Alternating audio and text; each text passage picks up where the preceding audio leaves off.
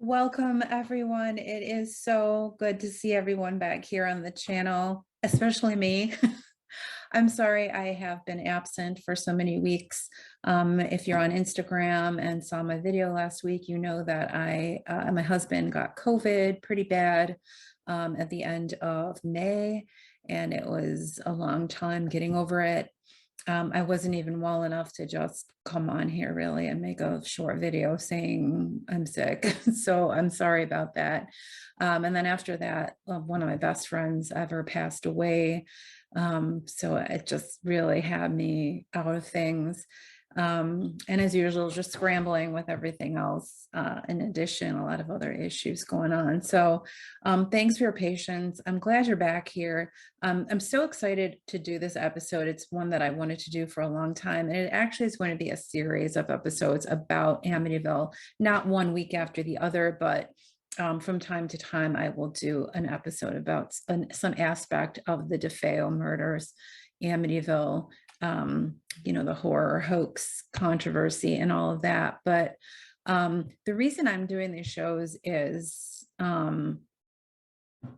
it's because of a friendship that I have with someone that is involved in it, which you'll hear more about in just a minute. So I'm not trying to capitalize on Amityville or jump into that whole, grab my share of exploiting Amityville. That's exactly the opposite of what I'm trying to do here. I'm trying to show that there was something real about it, not what has been purported, but something that was very real for the people involved, and that is still very real today. And it has everything to do with what we talk about in this series, which is the reality of the supernatural, and especially the reality of evil, and how it can be very cunning and low key, and just wear away at someone for many, many years, in relationships and all those sorts of things. So it's going to be, I hope, some different content that you've seen before about Amityville. So that's my hope. Also, I know, people have heard a lot of things and know a lot of things about Amityville. So if you have information, comments about it that I haven't talked about, please feel free to put them in the comments, and that would be great. There's so much involved in this tonight that I actually wrote it out. Normally I just talk off the cuff, but I actually did write it out. So I have some slides to share with you, and that is going to help you to visualize what I'm talking about. So let me get into that so you can see those, and then we will get started. So if you see me reading off to the side, that is what I'm doing. So I apologize for that. I'm not going to pretend that, I'm just talking off the cuff, because I'm not.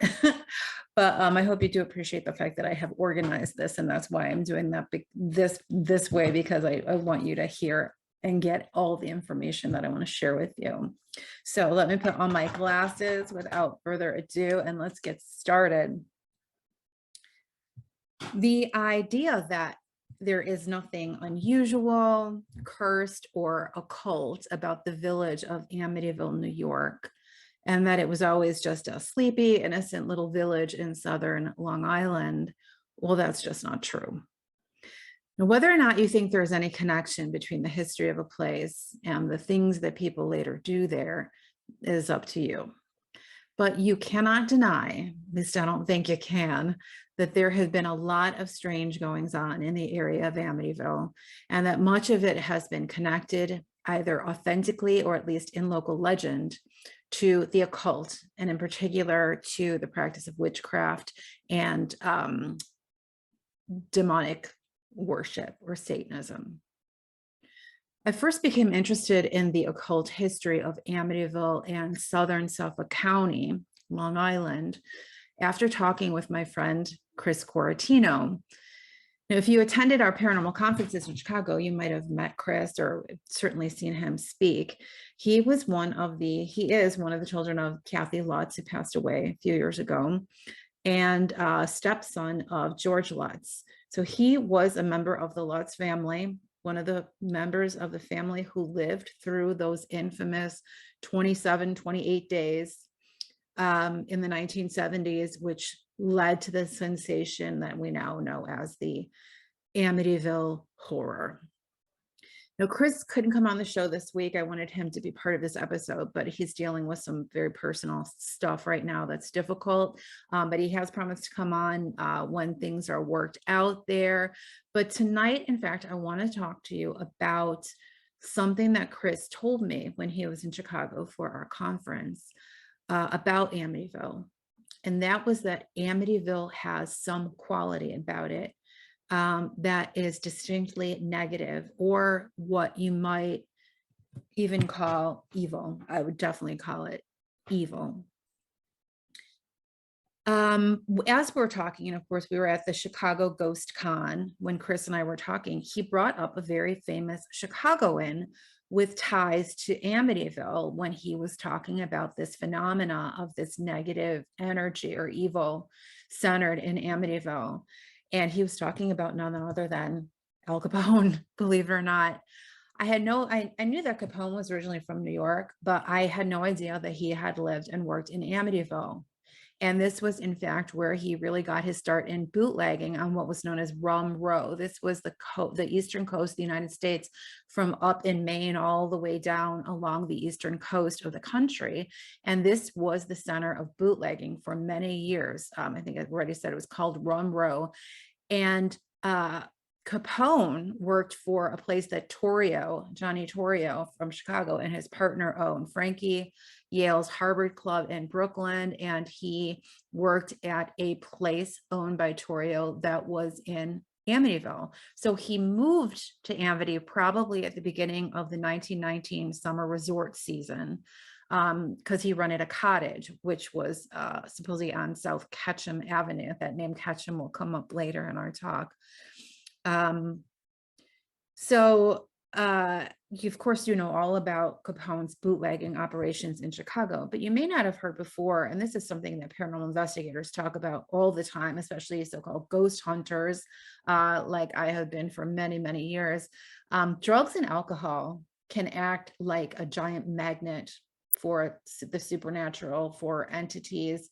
Some believe that deceased addicts will hang around Earth because they are still addicted to drugs or alcohol, whatever. And it also, exorcists in the Catholic Church will tell you that one of the biggest doorways for demonic possession is addiction to drugs, alcohol, pornography, what have you. So it's interesting. And it's interesting that places like Amityville, Chicago, and other bootlegging hotspots have become hotbeds of paranormal activity, supernatural activity. Coincidence? I don't know. You be the judge. Now, there's an old legend in Suffolk County in Long Island that Al Capone sold his soul to the devil while living in Amityville. And this was fascinating for me to read about. What happened was that when Capone moved to Amityville, he seemed to go from like a nobody, he had been a bouncer in this bar in New York, to being this like kind of like a kingpin of the bootlegging industry or business. And people wondered how he had climbed, so quickly in the ranks. And so this is probably, how the sold his soul to the devil, legend came about because of his quick rise to success in Amityville. There can be no doubt, however, that Capone did do the devil's work. And while many like to say that Capone's killings were just business, some researchers have reported that Capone also liked to have his victims tortured, and that he also supplied a lot of liquor that had deadly effects, such as blindness, insanity, and even death. So some suggest that there was like a more malicious quality to Capone that set him aside from a lot of the other, usual gangsters and bootleggers of the time.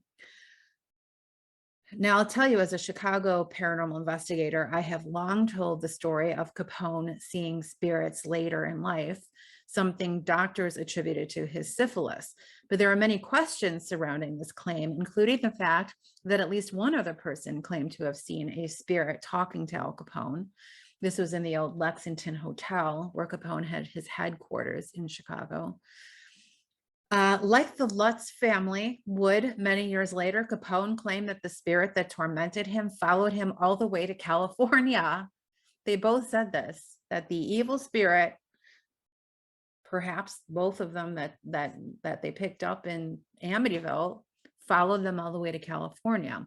Now, for the Lutzes, that was to Kathy's mother's house in California, where they claimed the activity continued after they fled the house in Amityville.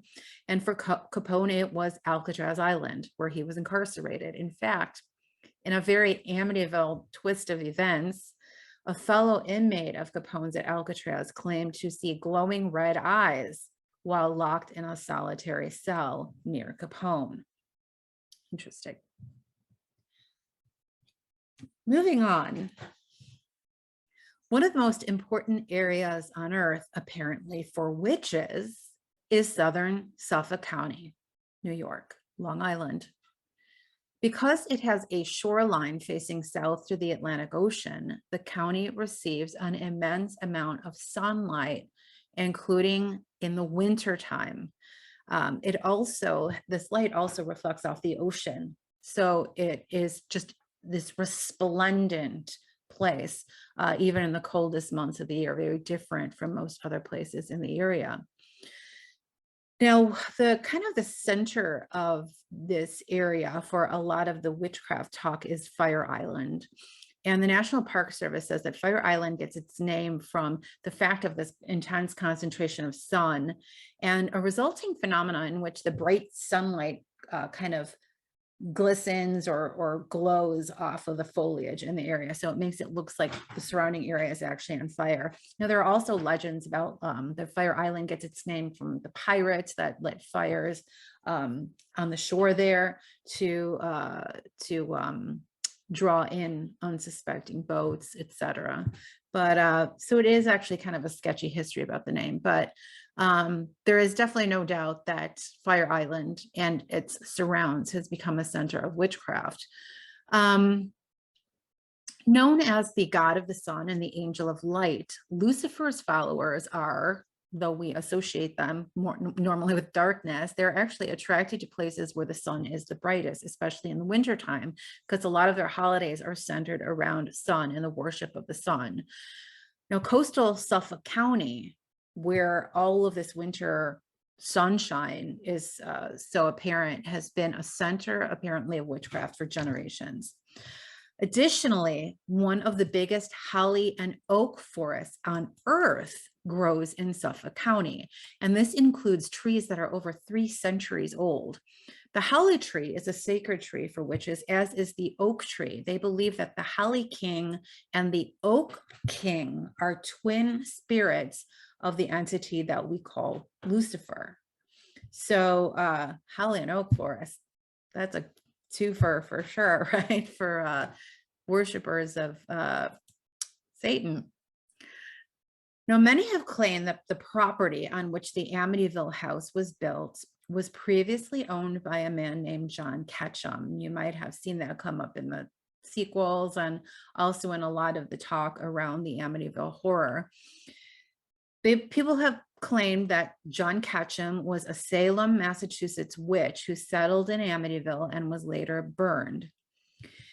In fact, there were several John Ketchums in Suffolk County, including in Amityville, and one was from Salem, but he was actually involved in the anti-witchcraft movement.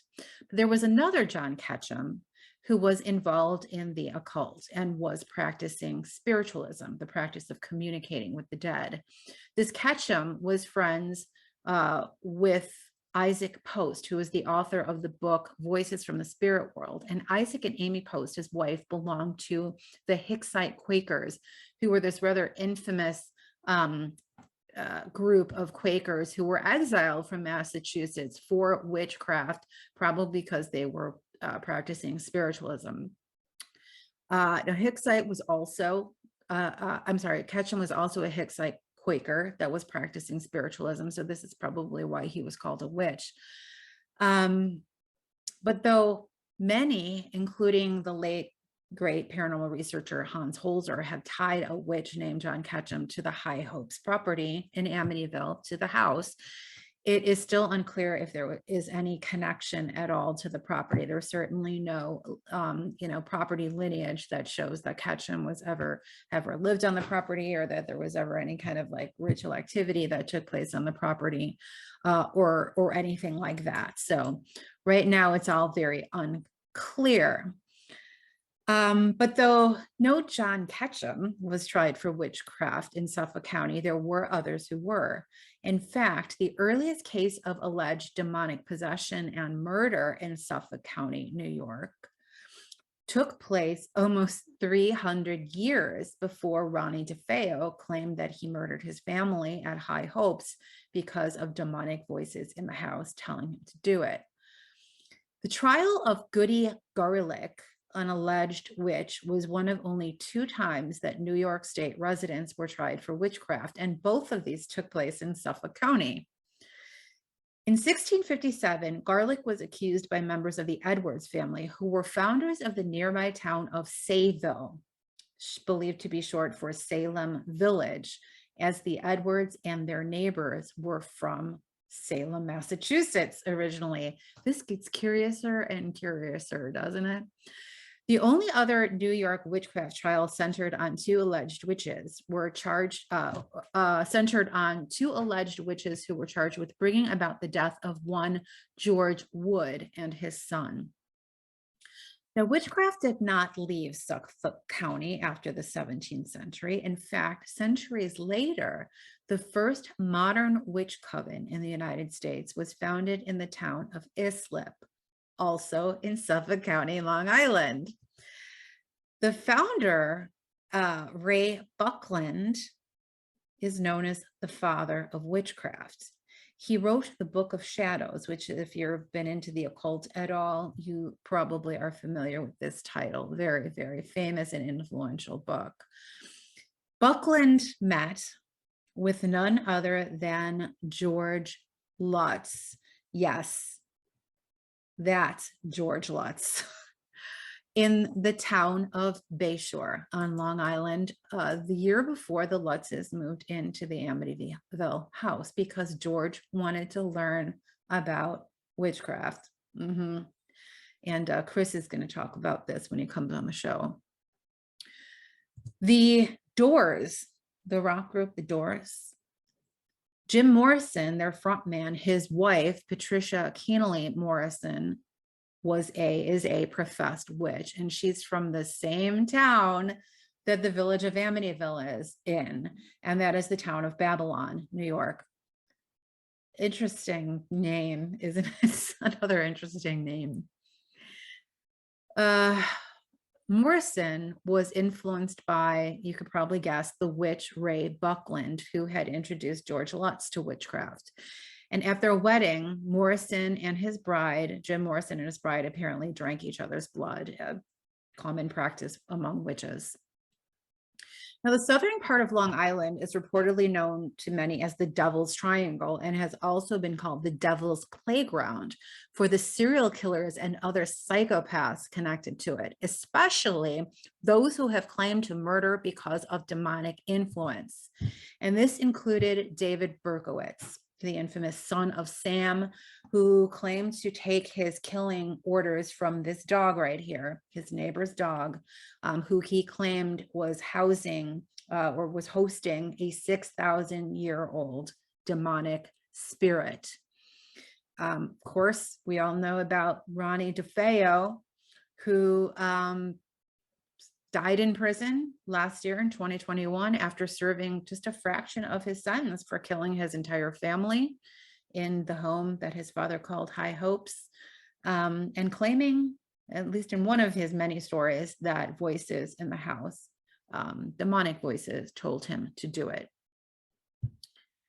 Now, this claim, or these claims, I should say, of people like Berkowitz and DeFeo were not new in the annals of crime on Long Island, or especially in Suffolk County, in particular in Amityville and Sayville, which are sometimes called like satanic sister cities by people that are familiar with the occult culture of these areas.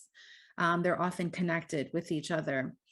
Now, in January of 1998, a local mother in Sayville, Vivian Miranda, came to believe that her youngest daughter was possessed by demons. So she and her oldest daughter, Serena, suffocated the girl with a plastic bag to save her soul.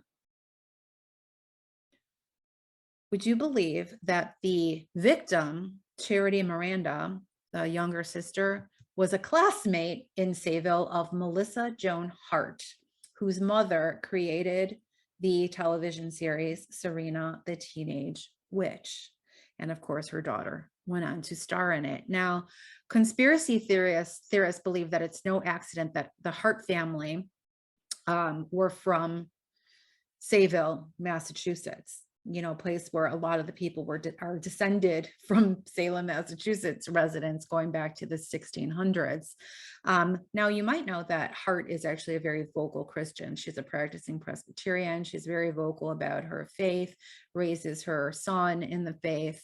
But many people have credited the fact that her family lived there, that somehow the area influenced the mother to write this series, which a lot of people believe was one of the two main influences for the huge witchcraft culture that has grown up in the last 20 years in the world. Stuff like Harry Potter and stuff like that. So is there a connection? I mean, Melissa Hart doesn't seem to think there is. She thinks the show was fun. She talks about her fans who found it to be a source of comfort and kindness when they were going through difficult times in their lives. But today she's getting a lot of backlash from people who hate the fact that she talks about Jesus and the fact that she's a Christian and she's not a witch and all of that. So just something else to think about there. Now, later that year in 1998, after the Miranda gals killed the poor little sister, Deborah Robertson, an Amityville mother, was accused of killing two of her young children by immersing them in scalding hot water. The victims were Melvin King, 6 years old, and his 5-year-old sister, Delvin, who were found dead by police after their grandmother called authorities. Delvin, who was found dead by, Deborah Robertson, the mom, had telephoned her mother screaming, "God save my children." Deborah was 31 years old at the time, and she was arrested when the police arrived, and she was a known cocaine addict. But she told police that she was driven to the act by demons in the apartment that had come down the chimney to possess her children. Now, just as an interesting aside for you guys who have read about the demon house, maybe in Gary, Indiana, or maybe you've read my book, The Haunting of Joliet Prison, in both of these cases, there were instances of footprints that were left behind from a man's work boot, from a boot that wasn't tied to anyone that was in the family or had been in the house or in the area. And so yeah, there were cases of this in the demon house in Gary, Indiana, and in the house of one of our investigators when we did the investigations at Joliet Prison a few years ago. And this was also the case in this situation where these men's footprints were found in the bathtub where presumably the children were scalded to death with hot water. In 1984, a kid named Ricky Casso, also known locally on Long Island as the Acid King, murdered his 17-year-old friend Gary Lowers in Northport, Long Island, in the Aztecia Woods, which was apparently a place where a lot of ritual activity was taking place at that time. During the ordeal, I just want to point out here, a lot of people talk about the satanic panic of the 1980s and they dismiss it, that it was just all fake. It was all a fraud. It was all a hoax. It was, invented repressed memory syndrome.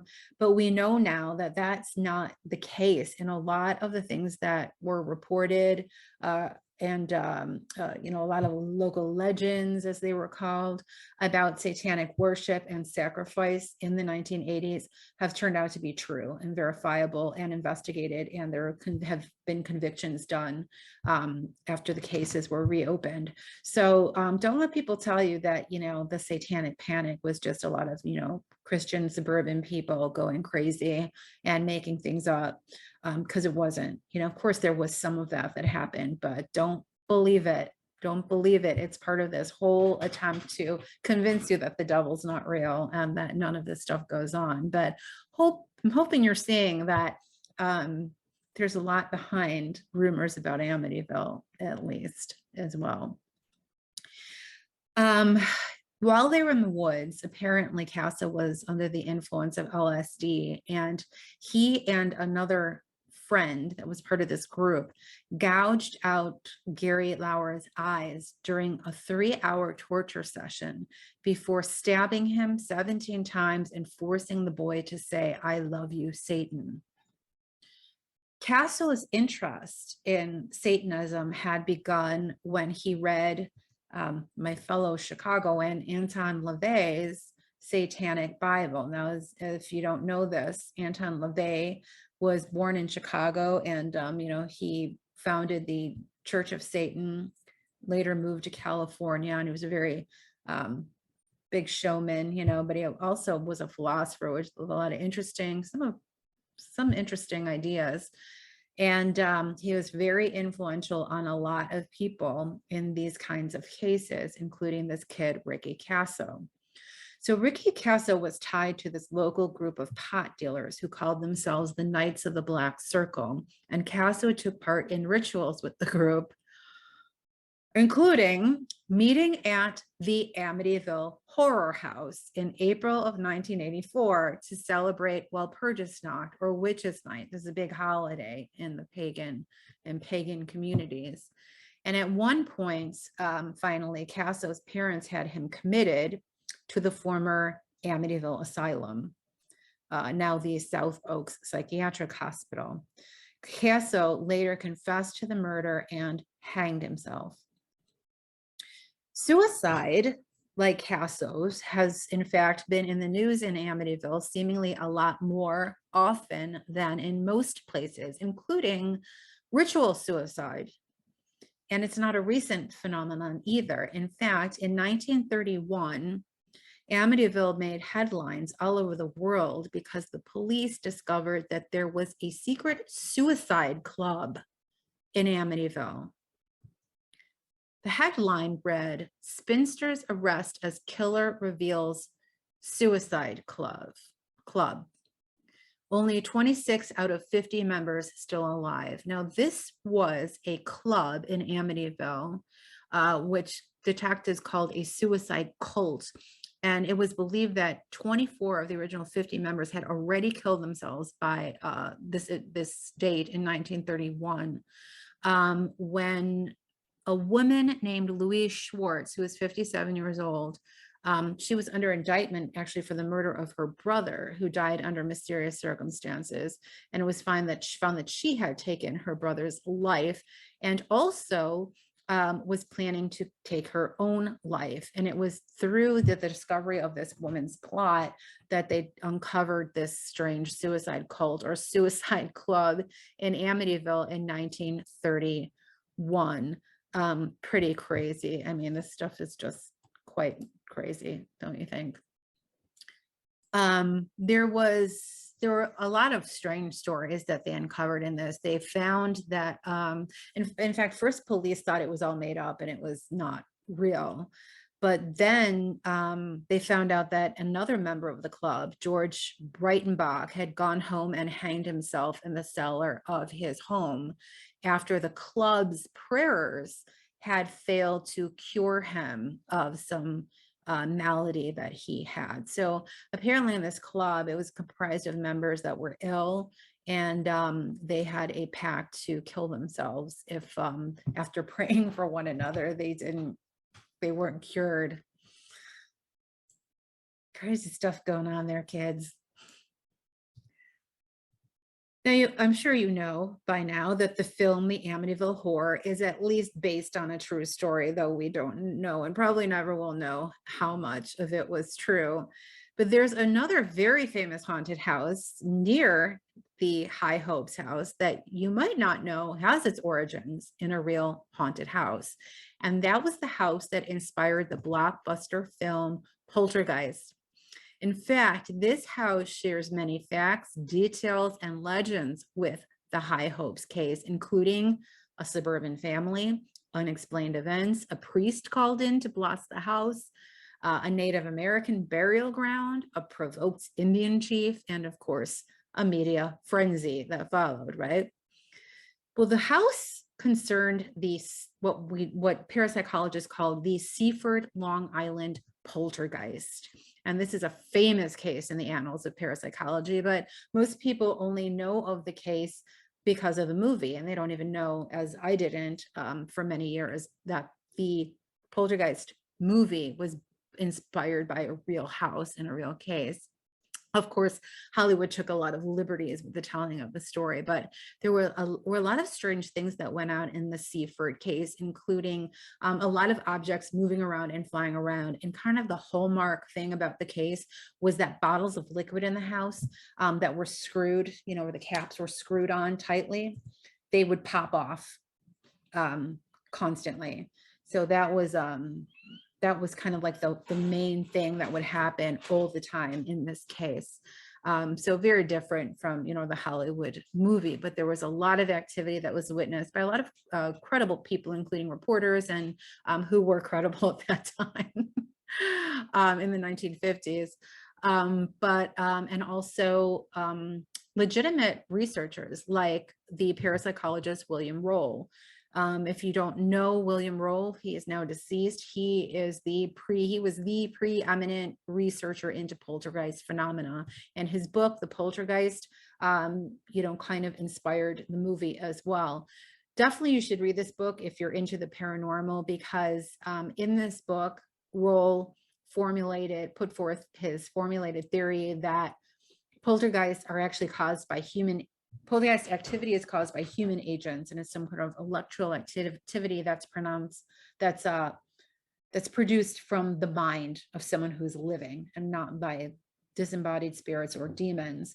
I don't quite believe and agree with this totally, as you probably know by now, but we'll talk more about poltergeists later too. We've already talked a little bit about like the Bell Witch and the Devil in Texas and things like that. So we'll talk definitely more about this, and probably about William Roll.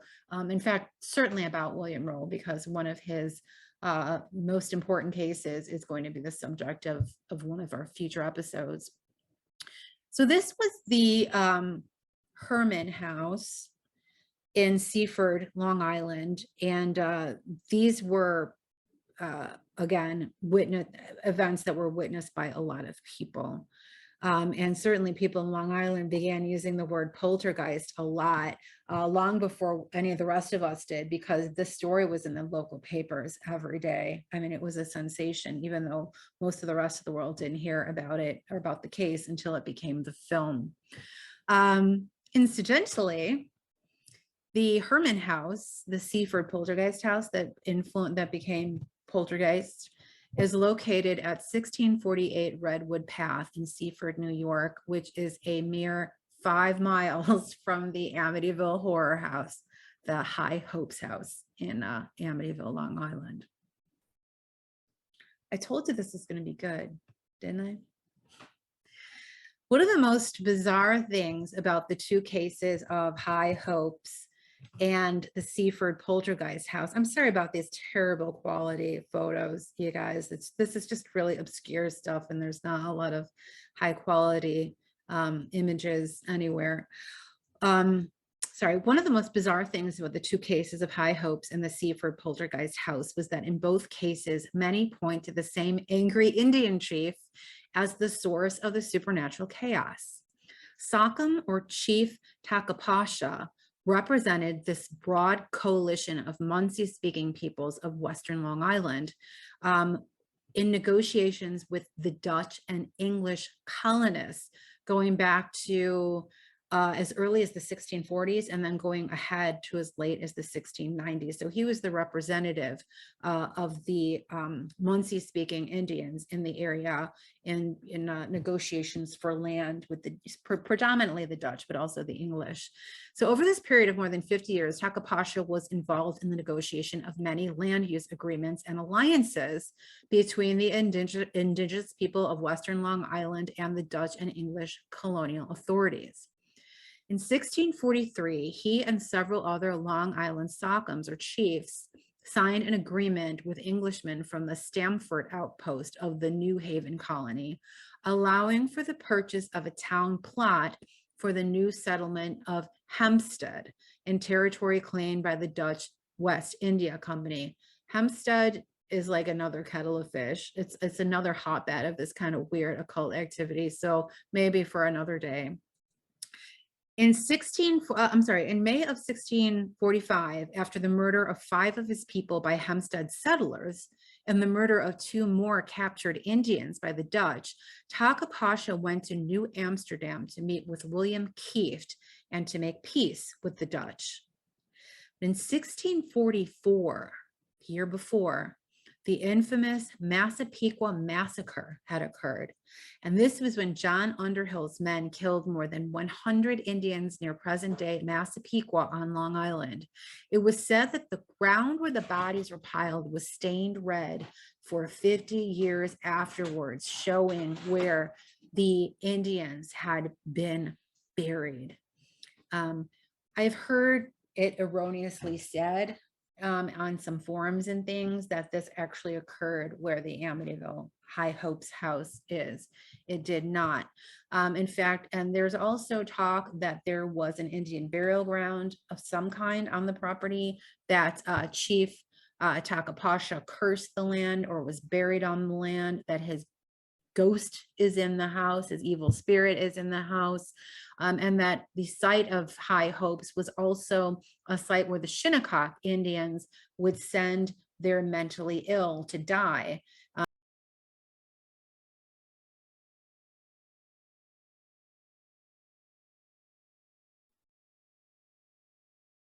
There were or are 1 or 2 articles about remains, human remains being found in houses on Ocean Avenue, though I haven't found anything connecting them specifically to the High Hopes Amityville Horror House property. Please let me know in the comments if you have any other information about this. So moving on, would you believe Suffolk County, Long Island, and vampires? As a matter of fact, Suffolk County, New York, Long Island is one of the apparent centers of vampirism in the world. This is vampirologist Stephen Kaplan, who founded the Vampire Research Center and worked and lived in, you guessed it, Suffolk County.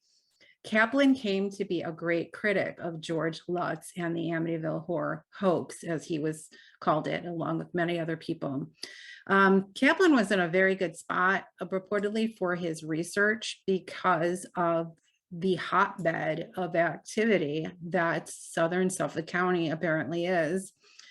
One of the main reasons, you would never guess this, I certainly never would have, is that it was home to the famed American poet, Walt Whitman. That's right, Walt Whitman and vampires.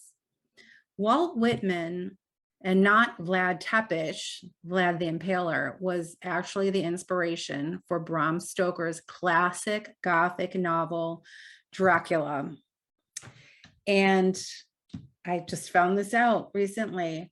Bram Stoker and Walt Whitman were way more than friends. In fact, Stoker called Whitman the father, brother, and wife of my soul. And many scholars have talked about Stoker being fascinated with the sexual homoerotic themes in Whitman's poetry and with Whitman's homosexual lifestyle in Suffolk County, Long Island, particularly the Fire Island area, which is one of the, I guess, centers of homosexual culture in the world. Observers have especially pointed to Whitman's poem Trickle Drops from his collection of poems, his masterpiece, Leaves of Grass. And here's that poem. It's kind of interesting. Let me see if I can make this a little bigger for you so you can see it.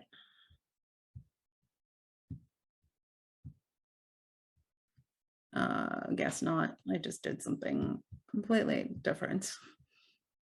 Anyway, oh, here we go. Great. It's at the bottom there. Trickle drops, my blue veins leaving. Oh, drops of me, trickle, slow drops, candid from the falling, drip, bleeding drops, from wounds made to free you, whence you were prisoned, from my face, from my forehead and lips, from my breast, from within where I was concealed, press forth red drops, confession drops, stain every page, stain every song I sing, every word I say, bloody drops, so forth. Interesting, isn't it? Whitman's Fire Island apparently has a history of vampire culture. That is, the so-called sexual vampirism that's comprised of people who derive sexual pleasure from drinking other people's blood. And apparently there's been a huge culture of this at Fire Island in southern Suffolk County for a very long time.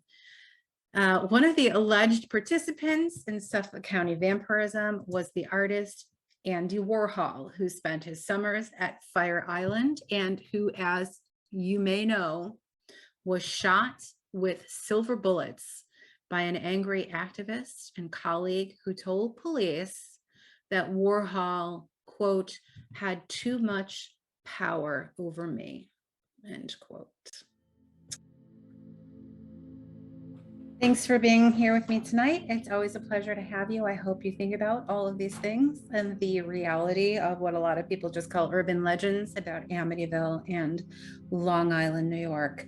And I will see you back here next week, Thursday, for Ursula Bielski's World of the Supernatural. Please like the video, subscribe, and hit that notification bell so you get informed when the next video goes live. Have a great night. Thanks for being here.